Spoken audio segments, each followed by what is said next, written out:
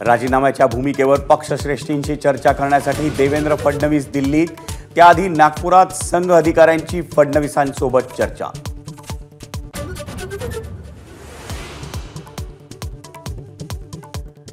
बारामतीच्या निकालानं आश्चर्यचकित झालो, लोकसभेच्या अपयशाला कुणाला दोष देत नाही, आम्ही कमी पडलो म्हणून पराभव झाला, अजित पवारांची जाहीर कबुली।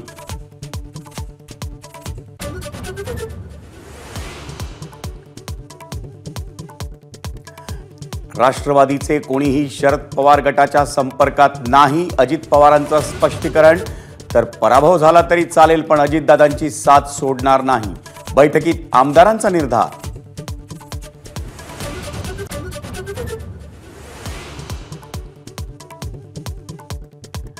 भाजपला संपवायचं असेल तर विधानसभेत काँग्रेसला झुकतं माप मिळालंच पाहिजे, पटोलेंचं मोठं विधान।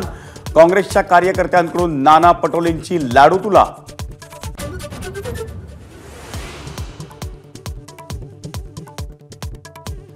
डोंबिवलीतील अमुदान कंपनीतल्या स्फोटात मृतांचा आकडा 12 वरून 19 वर, बेपत्ता असलेल्या 9 जणांपैकी 7 जणांची ओळख पटली।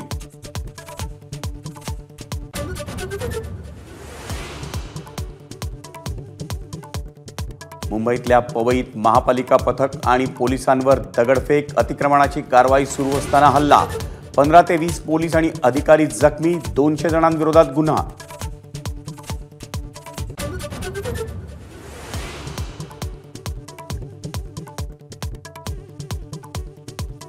महाराष्ट्रासाठी गुड न्यूज, मान्सूनचं तळ कोकणात आगमन, सिंधुदुर्ग आणि रत्नागिरीत पावसाच्या सरी।